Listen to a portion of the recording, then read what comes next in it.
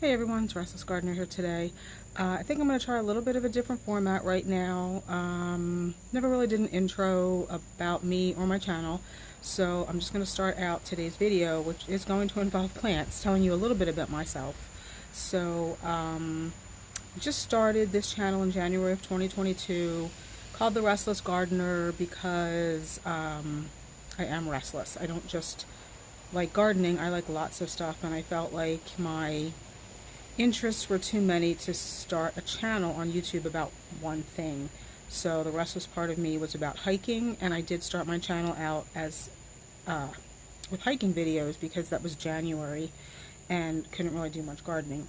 I think maybe I thought I threw a garden plan or two video in there just to try to make it a little bit about gardening. But as the channel grew and as I was able to start gardening because the weather turned from winter to spring, I was able to put more gardening videos out. But that's when the channel really started to grow. I found that the videos about hiking never really took off, and most YouTube channels that do well stick to one thing.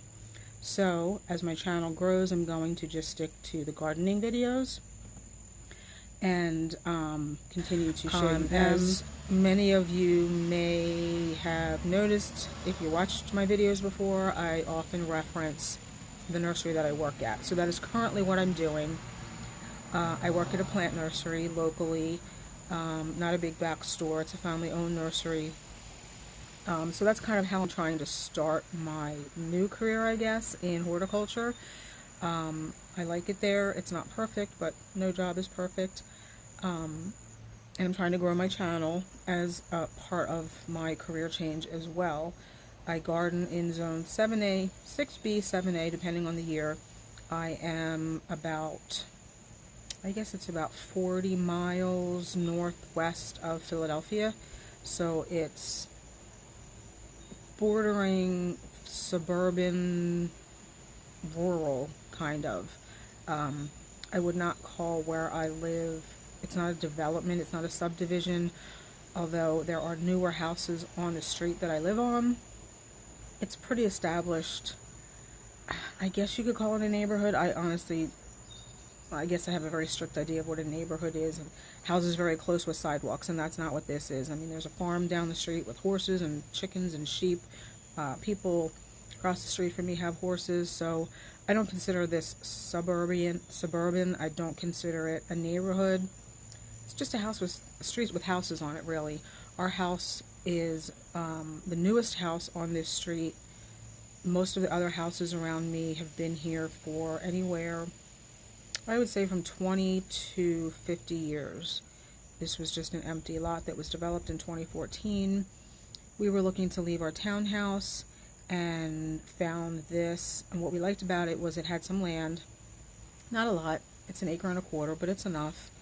And it was unfinished, so we bought the house and finished it, and then went to closing. That's a little bit about me. Oh, and the gardens here were a blank slate, obviously, because this was new construction. So, you know, we have not done everything ourselves. Obviously, the hardscaping was done professionally. Some of the landscaping was even done professionally. Some of it I designed and had others plant. Some we have been changing some of the original landscaping that we had done for whatever reason. Stuff outgrows its space and stuff dies, or you just decide that's not the look you want. So we are constantly changing things around here and creating in more gardens. Now that I work in a nursery, of course, I'm constantly bringing home plants. So that helps. I get a discount, and the nursery that I work at is very reasonably priced compared to a lot of places. So that is helping me kind of redo some of the gardens around here. I'm glad you're here. If you are already subscribed, thank you. I appreciate it. It really does help me grow my channel. If you're not subscribed and you want to, there's a little button in the lower right hand corner of the screen that you can hit, and that will subscribe you. I appreciate it if you give the video a thumbs up, because that also does help me grow the channel. And if you like, leave a comment, because I love reading your comments and answering questions. So that's just a little bit about me. Now let's get to the plants. Thanks. Okay, so I did get some annuals just to put in another pot. Although I don't think this grass is an annual. I think that's a perennial. So I'm trying to make a fall planter. We'll have to figure out where to put that in the landscape. And I like the color. I like these brown grasses. They're kind of neat. I also got a cinnamon petunia and another euphorbia. So I think this one might make a nice fall container. The Brunnera is just, it's for a woman I work with. She's been looking for a Brunnera, just the plain green, not the variegated kind. So I bought that for her. It's just called Siberian bug loss. So that is not for me. That's for my coworker who has been looking for the straight species. Let's see if I can get this tag out of here. So this is called a Carex buchmannii red rooster. 20 to 30 inches tall. Part to full shade, medium wet soils, deer tolerant. So again, that is just going to go in a container and create a nice fall vignette, and then we will find a spot for that. Hopefully next year once we disassemble the container. And then the other items I got here, which I've been looking for, and we do not sell these at the nursery, at least not yet. These are the Midnight Sun Weigela. Are they not gorgeous or what? I was looking for a smaller Weigela because they are going to replace these 3 daylilies here. If you watched my last video, we were planting quickfire hydrangeas and removing some daylilies. We gave them to my neighbor. I'm not a fan of daylilies, but by midsummer, late summer, they can look kind of ratty. You have to continually clean them up. And I just didn't want to do that here. This is the front of the house. I want something that's going to be pretty all the time without me having to do a lot of work. This has staples, so let's see. Let's see if you can see that. There we go. Midnight Sun Weigela. Let's see if I can get that off. Okay, so I had to come inside. For some reason, it would not focus outside. So this is a full sun plant. Easy care, 1.5 feet tall and wide, which is why I wanted it, because that's about the size, well, the daylilies themselves, maybe two by 2. So I wanted something small to replace them.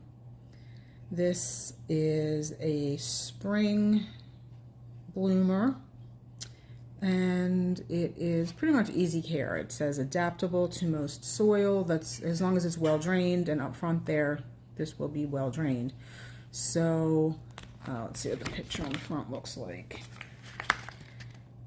Pretty much what it looks like right now. I think in spring it has a little bit more color, like purples and greens. Yeah, you can see that on the back there. So I think that's going to look much nicer out front there than those daylilies. How do they have this picture that way? So we're going to get that planted today, and as usual, I will show you pretty much the finished product, so stay tuned. Whew, it's a sunny one out today. Hopefully you can see. Just walking up our side garden here, we just added these pretty strawberry blonde marigolds. Thought they were a pretty pop of orange for going into fall, and they're really the only marigolds I like. So take us this way and show you where we are going to move those daylilies to. And I also want to see, we have 5 foam flowers. Proven winners, it's called Heucherella. Sugar and spice. It's just getting way too much sun where they are. I did not realize that the spot that they're in got quite as much sun, so they're bleached out. So we have to move them up somewhere up here where it's a little bit shadier. Not exactly sure where I want to put them. I guess we'll figure it out. First, let's see where we're going to put these daylilies. Obviously, daylilies need quite a bit of sun. My thought was, since they are an intense orange, we would put them up here around this Invincible lace hydrangea, which is purple blooming. This purple and orange are opposite colors on the color wheel. And they do nicely together. Either there, maybe here around the bird bath. Not sure. That's where we had 2 incredible blushes, which did not do well at all. It's quite windy today. Hopefully you can hear me, because we have this black walnut. And I think daylilies are black walnut tolerant. You just put this, I don't know that I filmed this or not. Put another Haas Halo hydrangea up here. It's blooming. Beautiful. This is where we had a goat's beard, which was getting too much sun. And it completely fries every summer, so we moved that. 4 little sticks right there. Hopefully it's just dormant and it comes back. So anyway, this black walnut is already dropping walnuts. But everything up here that I planted is black walnut tolerant, so that should not be a problem. So let's scout a location for these daylilies. I was also thinking, so either right around the Invincible lace, maybe we put 3 around the bird bath, or maybe we put 3 near the butterfly bush, which is also purple blooming. Again, opposites on the color wheel, purple and the orange do very nice together. I don't know that it gets enough sun here though. This bed is changing sun throughout the year. Right now, in the summer, this would probably be in full sun in the height of summer. I mean, we're in summer right now, but it's mid to late August, so right now it's shady. Later in the day, it will get sun again. Right now, the sun is behind that oak tree. Once it comes down from that oak tree and shines through, I think it's going to be coming through there, that opening. So we'll get a little bit more sun here. So we're just trying to figure out where to put the daylilies. Once we have that figured out, we'll get back to you. So we figured we're going to put them around this, in front of this butterfly bush, and as is typical of our yard, we've come across roots. So that one poking up is small enough to cut. There's a bigger one right there, too big to cut. So hopefully the daylily will fit around it. We'll see once we get it out. I have a feeling it is from this maple. Every time we try to plant something up here, we come across roots of this maple. I mean, you can see them all in the ground here. And it's a pretty big old tree, so we'll figure it out. Big rocks coming out of the ground as usual. Look at the size of that. You could never use a power plant or auger up here. This is a sampling of the rocks that came out of 2 holes. I've already moved a lot of the big ones. A couple other ones as big as that. And they're still coming. This is why it takes us so long to plant anything, unfortunately. Otherwise, I would show more of us actually doing planting. But I don't. I show a little planting now, and mostly just the finished product. Alright, so all 3 daylilies are planted. Just kind of cleaning up right now. Let me get you a shot from the other side.